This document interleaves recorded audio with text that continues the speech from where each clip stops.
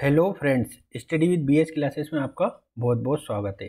आज हम nervous system या तंत्रिका तंत्र के बारे में जानेंगे, है ना। इसके अंतर्गत हम देखेंगे ब्रेन, स्पाइनल कॉर्ड और नर्व सिस्टम, है ना। ये इसका पूरा डायग्राम है मस्तिष्क का। ये जो होते हैं डेंड्राइट्स होते हैं, डेंड्राइट। ये सेल बॉडी है, ये न्यूक्लियस है, ये वाला। ये जो छोटे छोटे दिए एक्सोन है और ये जो कनेक्टिंग होते हैं ये स्नेप्स कहलाते हैं, ठीक है। तंत्रिकाएं संकेतों को मस्तिष्क तक पहुंचाती है। कहाँ तक पहुंचाती है? मस्तिष्क तक पहुंचाती है। या मस्तिष्क से प्राप्त आदेशों या आदेश को मांसपेशियों तक पहुंचाती है। तंत्रिका संकेत डेंड्राइट के द्वारा ग्रहण किए जाते हैं और अत्यंत कमजोर विद्युत धारा के रूप में एक्सन की दिशा में प्रवाहित कर दिया जाता है। तंत्रिका कोशिकाएं शरीर की सबसे लंबी कोशिकाएं हैं जिनमें विभाजन की क्षमता नहीं होती है। इसमें विभाजन की क्षमता नहीं होती है। दो तंत्रिका कोशिकाओं के जोड़ को स्नेप्स कहते हैं। स्नेप्स की संरचना में तंत्रिकाएं आपस में स्पर्श नहीं करती है, बल्कि इनके बीच एक तरल पदार्थ पाया जाता है जिसे न्यूरोट्रांसमीटर कहते हैं। क्या बोलते हैं उसे? न्यूरोट्रांसमीटर। ये वाला है ना, ये वाला न्यूरोट्रांसमीटर, इसे न्यूरोट्रांसमीटर कहते हैं।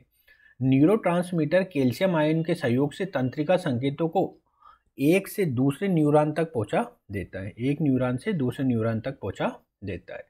विभिन्न प्रकार के न्यूरोट्रांसमीटर मस्तिष्क पर अलग अलग प्रभाव पैदा करते हैं, जैसे एसिटाइलोसाइन सामान्य विश्राम की अवस्था, एड्रेनलिन, ये एसिटाइलिन, एड्रेनलिन इमरजेंसी हार्मोन होता है, ये उत्तेजना या खतरनाक अवस्था को बताता है ना।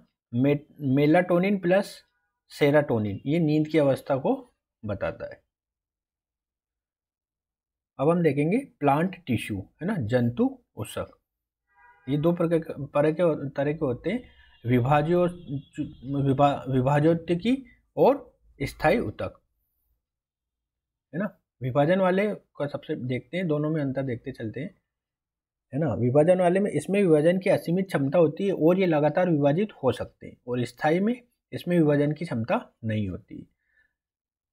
विभाजोत्तिकी ऊतक तीन प्रकार के होते हैं। एपीएल शीर्षस्थ जिसे कहते हैं, ये लंबाई के लिए होते हैं। लेटरल जिसे पार्श्वस्थ बोलते हैं, चौड़ाई के लिए होते हैं।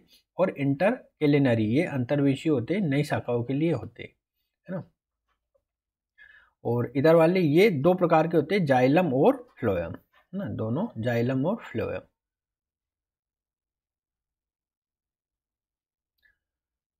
जाइलम फ्लोएम के बारे में जानते हैं। जाइलम और फ्लोएम क्या होता है, ये बहुत महत्वपूर्ण होते हैं, कभी कभी एग्जाम में पूछ ले जाते हैं।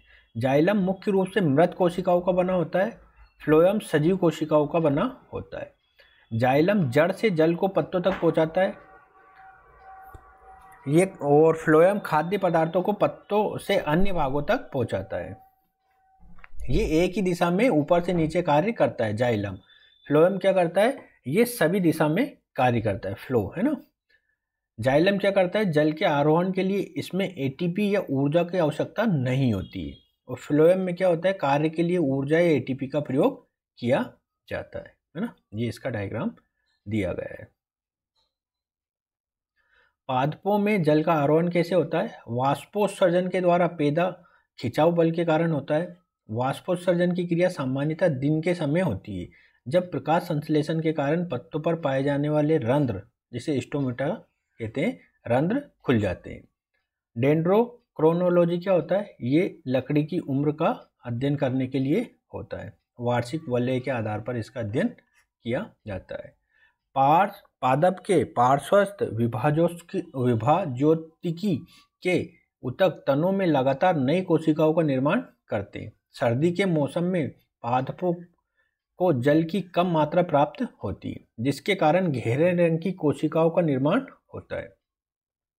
इसे वार्षिक वलय कहते हैं, जिसे गिनकर लकड़ी की उम्र का निर्धारण किया जाता है।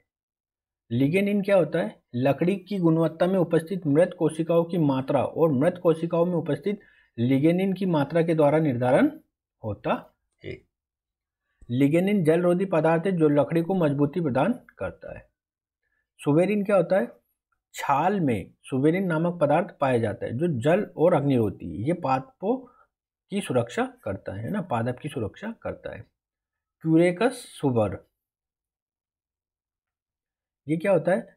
इसके छाल से कार्क की प्राप्ति होती है ना। क्यूरेक सुबर से छाल से कोर्क की प्राप्ति होती है। ऊतक संवर्धन क्या होता है? Tissue culture. ऊतक संवर्धन की तकनीक में कम समय में किसी पौधों के अनगिनत प्रतिरूप है ना, क्लोन्स प्राप्त किए जा सकते हैं।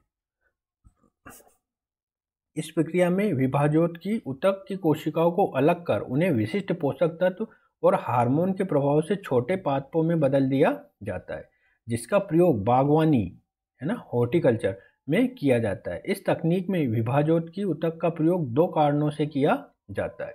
पहला, विभाजोत्की ऊतक में विभाजन की असीमित क्षमता होती है। इसमें संक्रमण की संभावना सबसे कम होती है ना। अब हम जानेंगे न्यूट्रिशन, जिसे पोषण कहते हैं। न्यूट्रिशन क्या होता है? ये खाद्य पदार्थों में उपस्थित वो रासायनिक भाग है जो शरीर में वृद्धि, विकास, शरीर को रोग मुक्त रखने तथा शरीर की सामान्य देखभाल के लिए आवश्यक होता है। जैसे कार्बोहाइड्रेट, जिसे स्टार्च कहते हैं, ये हमारे शरीर को एनर्जी देता है। फैट्स एनर्जी देता है। प्रोटीन बॉडी के स्ट्रक्चर को बनाने में मदद करता है। मिनरल्स और विटामिन है ना, शरीर को मेंटेन रखने में हमारी मदद करते हैं। पोषक तत्वों को प्राप्त करने की प्रक्रिया को पोषण कहते हैं, है ना। पोषण किसे कहते हैं? पोषक तत्वों को प्राप्त करने की जो प्रक्रिया होती है उसे पोषण कहते हैं। पोषण दो प्रकार के होते हैं, एक होता है स्वपोषी और दूसरा होता है परपोषी, है ना। स्वपोषी के अंतर्गत प्रकाश संश्लेषी क्रिया होती है। हरे पादप प्रकाश संश्लेषण के द्वारा अपना भोजन बनाते हैं, शैवाल बनाते हैं, नील हरी शैवाल, है ना, प्रकाश संश्लेषी जीवाणु। परपोषी अलग अलग तरह के होते हैं, जैसे हेलोजोइक, जिसे प्राणी सम बोलते हैं, सेक्रोफाइटिक, जिसे मृतोपजीवी कहते हैं, पैरासाइट जो परजीवी होते हैं, और सिम्बायोटिक जो सहजीवी होते हैं। अब जानते हैं हम हेलोजोइक। अमीबा से लेकर मानव तक होते हैं। ये 4 चरण होते हैं इसका। पहला, इंजेक्शन, खाद्य पदार्थों को जो ग्रहण कर किया जाता है वो प्रक्रिया। दूसरा होता है डाइजेशन, आंतरिक पाचन होता है। तीसरा होता है एब्जॉर्प्शन और एसिमिलेशन, है ना, अवशोषण तथा स्वांगीकरण। पोषक तत्व कोशिकाओं तक पहुंचा दिए जाते हैं। और इजेक्शन, निष्कासन, है ना, उपाचित पदार्थों का, है ना, जो अपशिष्ट होता है उसे बाहर निकाल दिया जाता है। सेक्रोफाइटिक क्या होता है? जैसे मृतोपजीवी कहते हैं। इसके उदाहरण कवक, है ना, कवक जीवाणु होते हैं। ये मृत और सड़े गले पदार्थों पर निर्भर होते हैं और इनमें पाचन की प्रक्रिया शरीर से बाहर होती है। ये सीधे पोषक तत्वों को अवशोषित करते हैं। पैरासाइट क्या होते हैं? जिसे हम परजीवी बोलते हैं। ये दो जीवों का परस्पर संबंध है जिसमें एक को लाभ और दूसरे को नुकसान होता है। लाभ प्राप्त करने वाले जीव को परजीवी कहते हैं। उदाहरण विषाणु, रोग पैदा करने वाले जीवाणु, परजीवी, कवक, कृमि, जो round warm, flat warm, hook warm, ये होते हैं। लीच होता है, परजीवी कीट, मॉस्किटो, है ना, फीमेल। परजीवी पादप, कसकटा, अमरबेल, है ना, अमरबेल को आपने देखा होगा, है ना, ऐसे ऐसे करके वो, है ना, किसी से लिपटी रहती है, अमरबेल कहलाती है। सिम्बायोटिक क्या होता है? सहजीवी संबंध, दो प्राणियों का परस्पर संबंध है जिसमें दोनों को एक दूसरे से लाभ होता है। जैसे लाइकेन, लाइकेन किसका संयोजन है? कवक प्लस शैवाल का, है ना, कवक प्लस शैवाल दोनों को लाभ होता है इससे। लाइकेन वायु प्रदूषण के प्रति अत्यंत संवेदनशील है। प्रदूषित वायु में इनकी संख्या लगातार घटती जाती है। माइकोराइजा भी इसका उदाहरण है। ये किस किस से बना होता है? फंजी प्लस पादप जड़ से मिलके बना होता है। माइकोराइजा का प्रयोग गेहूं तथा अन्य फसलों के उत्पादकता को बढ़ाने के लिए किया जाता है। इसके प्रभाव में पादपों में जल का अवशोषण दर बढ़ जाता है, मृदा के लवणता का प्रभाव कम हो जाता है तथा जड़ में संक्रमण की संभावना कम हो जाती है। बायोलॉजिकल नाइट्रोजन फिक्सेशन क्या होता है? जैविक नाइट्रोजन स्थिरीकरण। दलहन के जड़ों में लेग हीमोग्लोबिन नामक गुलाबी रंजक पाया जाता है जो राइजोबियम के लिए ऑक्सीजन रहित वातावरण का निर्माण करता है। ऑक्सीजन नाइट्रोजन स्थिरीकरण की जो प्रक्रिया होती है उसमें बाधक होता है। इंटेस्टिनल फ्लोरा क्या होता है? आंतों के सहजीवी जीवाणु। मानव आंत में बड़ी संख्या में सहजीवी जीवाणु पाए जाते हैं जो विटामिन बी के साथ कार्य कर पाचन की प्रक्रिया और प्रतिरक्षा प्रणाली को बेहतर बनाते हैं। एंटीबायोटिक के प्रभाव में परजीवी जीवाणुओं के साथ साथ सहजीवी जीवाणु भी नष्ट होने लगते हैं, जिसके फलस्वरूप पाचन की प्रक्रिया प्रभावित होती है। सहजीवी जीवाणु की क्षतिपूर्ति के लिए 2 प्रकार के खाद्य पदार्थों का उपयोग किया जाता है। पहला है प्रोबायोटिक फूड। इसमें सहजीवी जीवाणु जीवित अवस्था में पाए जाते हैं, जैसे दही हो गया, प्रोबायोटिक मिल्क हो गया, है ना। प्रीबायोटिक फूड ऐसे खाद्य पदार्थ जिसमें सहजीवी जीवाणु के वृद्धि विकास के लिए आवश्यक तत्व होते हैं, जैसे रेशेदार पदार्थ, है ना। रेशेदार खाद्य पदार्थ को अक्सर सलाह दी जाती है कि इस तरह के खाद्य पदार्थ को खाने से हमारे स्वास्थ्य को लाभ प्राप्त होता है। अब हम देखेंगे मानव पाचन तंत्र, है ना। मानव पाचन तंत्र, मानव पाचन तंत्र कहाँ से प्राप्त होता है? माउथ या मुख गुहा से प्राप्त होता है, फिर ग्रेसनी फार्नेक्स में जाता है, फिर खाद्य नली फूड पाइप में जाता है, फिर स्टोमक अमाशय में जाता है। स्टोमक के अंतर्गत डेनुडोनम, जुजोनम और इलियम पाया जाता है ना। फिर यहाँ से सीशम जो बड़ी आंत है उसमें जाता है, फिर कोलोन, फिर रेक्टम मलाशय से होते हुआ अनस बाहर आ जाता है ना, मल के रूप में। पाचन तंत्र का सर्वाधिक लंबा भाग इलियम है। शाकाहारियों के आहार नाल की लंबाई मांसाहारियों के से अधिक होती है, क्योंकि शाकाहार की पाचन प्रक्रिया मांसाहार से लंबी होती है ना। शाकाहारी के जो पाचन प्रक्रिया होती है वो लंबी होती है। डाइजेस्टिव ग्लैंड, है ना, इसके अंतर्गत सेल्वेनरी ग्लैंड, इसमें 3 पेयर होते हैं। गैस्ट्रिक ग्लैंड, इसमें बहुत सारे पेयर्स होते हैं, यहाँ में से में होता है। लीवर, पेनक्रियास में 1-1 पेयर होता है, ये एक साथ ड्यूओडेनम में होते हैं। इंटेस्टिनल ग्लैंड्स अनेक होते हैं, बहुत सारे होते हैं, इसमें इलियम में होता है ना। माउथ में डाइजेशन कैसे होता है? लार ग्रंथि होती है माउथ के अंतर्गत, ठीक है। जल के द्वारा म्यूकस होता है जो चिकनाई बनाने में मदद करता है ना। साल्ट रहता है जो पीएच इसका क्षारीय होता है ना, मतलब अम्लीय से क्षारीय तक होता है। इसका पीएच होता है 6.8 से 7.2 तक। लाइसोसोम एंजाइम्स होता है, जीवाणु को मारता है। एमाइलेज एंजाइम होता है स्टार्च का, ये पाचन करता है। और ये टाइलिन भी होता है ना। स्टार्च अमाशय इन माउथ में क्या करता है? माल्टोस को बनाता है, शर्करा। लाइसोजाइम आंसू, पसीने और नाक में भी पाया जाता है। ये लाइसोजाइम है ना, आंसू में भी पाया जाता है, पसीने में भी पाया जाता है, नाक में भी ये पाया जाता है। फायरनेक्स जो ग्रेशनी होती है, ये क्या होती है? ये भोजन और हवा के लिए एक समान मार्ग है जिसके द्वारा भोजन निगला जाता है और खाद्य नली में प्रवेश कराया जाता है। खाद्य नली क्या होती है? ये चिकनी मांसपेशियों की नली है जो खाद्य पदार्थों को अमाशय तक पहुंचाती है। कहाँ तक पहुंचाती है? अमाशय तक। इसके खाद्य पदार्थों को अमाशय तक पहुंचाने के लिए मांसपेशियों के संकुचन की गति पाई जाती है, जिसे पेरिस्टेटिक, है ना, कर्मानुकुंचन मूवमेंट कहते हैं। अमाशय में पाचन कैसे होता है ना। गैस्ट्रिक ग्लैंड होता है जिसके अंतर्गत गैस्ट्रिक जूस बनता है। इसके अंतर्गत hydrochloric acid, pepsin enzyme, rennin enzyme पाए जाते हैं, ठीक है ना। प्रोटीन पेप्सिन एंजाइम की उपस्थिति में पेप्टिटोन या पॉलीपेप्टिडाइड बनाता है। एसीएल की अधिकता के कारण अमाशय में अम्लीयता के प्रभाव पैदा होता है, जिससे अमाशय की दीवारों की सुरक्षा परत क्षतिग्रस्त होते हैं तथा गैस्ट्रिक अल्सर, है ना, गैस्ट्रिक अल्सर की स्थिति पैदा होती है। ड्यूओडेनम में पाचन कैसे होता है? लीवर और पेनक्रियास के थ्रू। लीवर के बारे में जानते हैं, ये सबसे बड़ी ग्रंथि है। पाचन की प्रक्रिया में इसका प्रत्यक्ष योगदान नहीं है, क्योंकि यह किसी प्रकार का पाचन एंजाइम का स्त्राव नहीं करता है।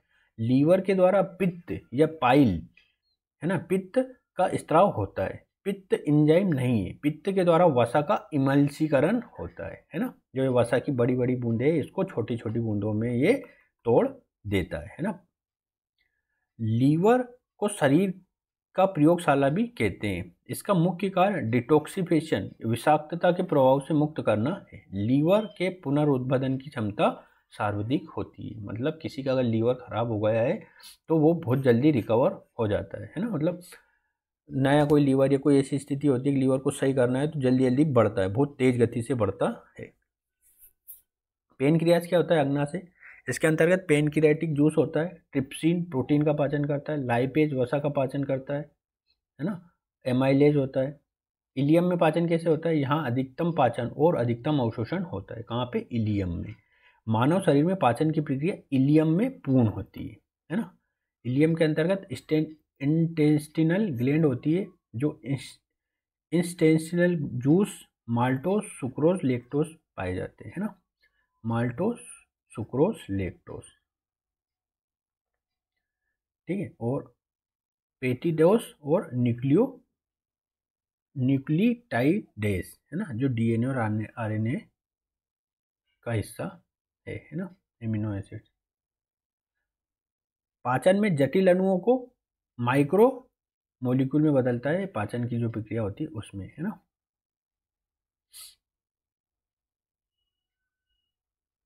इलियम में अवशोषण कैसे होता है? ये इलियम के अंतर्गत रक्त वाहिनिकाएं पाई जाती है। सूक्ष्म रसांशुकण माइक्रोविली होती है जो सतही क्षेत्रफल को बढ़ा देते हैं, अवशोषण दर को बढ़ा देते हैं। अवशोषण की दर को बढ़ाने के लिए इलियम की दीवारों पर सूक्ष्म रसांकुकर संरचनाएं पाई जाती है। लार्ज इंटेस्टाइन, ये लार्ज इंटेस्टाइन का फोटो है ना। इसके अंतर्गत की सीकम, सक्रिय मवेशियों को शाकाहारी जानवरों में, है ना, छोटी आंत, सहजीवी जीवाणु, सेलुलोज का पाचन, है ना। शाकाहारी जानवरों में पाचन की प्रक्रिया सीकम में पूरी होती है। कहाँ पूरी होती है? सीकम में पूरी होती है। यहाँ सहजीवी जीवाणुओं की मदद से सेलुलोज का पाचन होता है ना। कोलन क्या करता है? कोलन जल का अवशोषण करता है। रेक्टस मलाशय में होता है, ये उपाचित भोज्य पदार्थों का संग्रहण रखता है ना।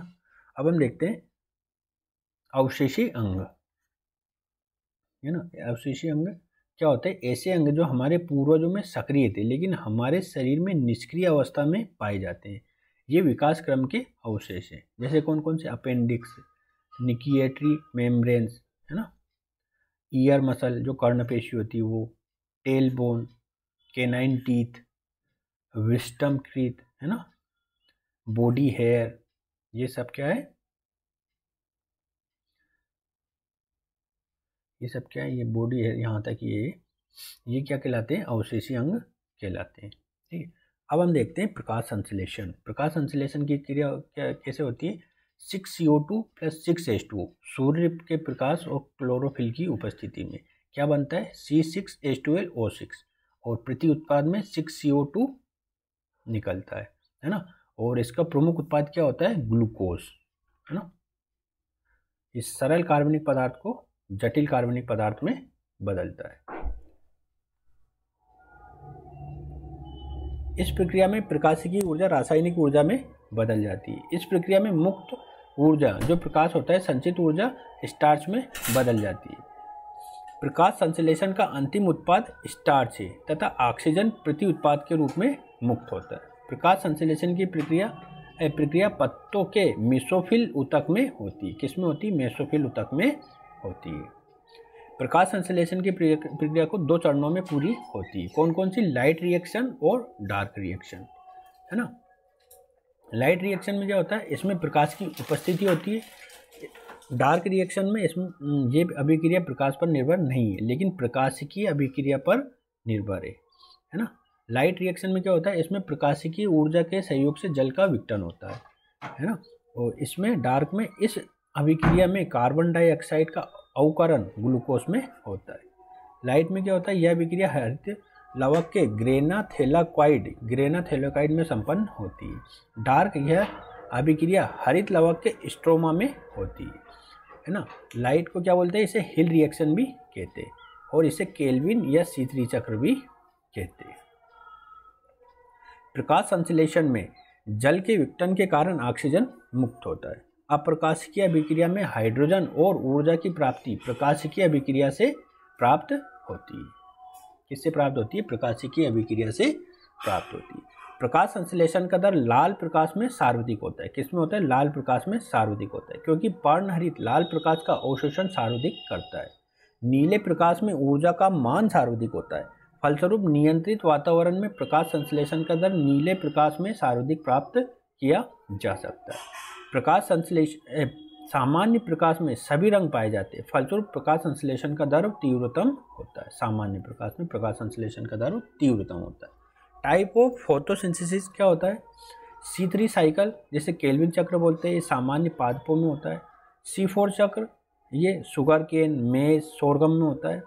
CAM है ना, कैल्शियम एसिड मेटाबॉलिज्म, ये रेगिस्तान के पादपों जैसे कैक्टस है ना, जैसे नागफली कहते हैं, इनमें होता है। प्रकाश संश्लेषण की प्रक्रिया C3 चक्र में कार्बन डाइऑक्साइड के साथ साथ ऑक्सीजन भी प्रवेश कर जाता है, जिसे प्रकाशकीय शोषण कहते हैं, जिससे प्रकाश संश्लेषण की उत्पादकता कम हो जाती है। C4 चक्र में ऑक्सीजन का प्रवेश नहीं होता है, प्रकाशकीय श्वसन नहीं होता है तथा पादपों की उत्पादकता अधिकतम होती है। ऑक्सीजन के प्रवेश को रोकने के लिए इन पादपों के पत्तों में एक विशिष्ट व्यवस्था पाई जाती है, जिसे क्रेंज एनाटोमी है ना, क्रेंज एनाटोमी कहते हैं। CAM पाथवे ये बताया गया है पूरा है ना। प्रकाश संश्लेषण के लिए तना घेरा होना चाहिए, मोम की परत होनी चाहिए, पत्ते जो होते हैं कांटों में रूपांतरित होने चाहिए, जड़ें घेरी होनी चाहिए है ना, संकर्ण रंध्र होना चाहिए। रेगिस्तानी पेड़ पौधों में जल के संरक्षण के लिए स्टोमेटा रात में खुलकर कार्बन डाइऑक्साइड का ग्रहण करते हैं। किसको करते हैं? कार्बन डाइऑक्साइड को ग्रहण करते हैं तथा दिन के समय इसी कार्बन डाइऑक्साइड की मदद से प्रकाश संश्लेषण करते हैं। दिन के समय वाष्पीकरण को रोकने के लिए अथवा जल के संरक्षण के लिए रंध्र बंद रहते हैं। ठीक, तो अभी का वीडियो यहीं पे समाप्त करते हैं। अगले वाले वीडियो में हम कोशिकीय श्वसन के बारे में जानेंगे है ना, सेल्यूलर रेस्पिरेशन के बारे में जानेंगे। ठीक है, इस वाले की आप PDF भी डाउनलोड करके देख सकते हैं। तो वीडियो देखने के लिए बहुत बहुत धन्यवाद।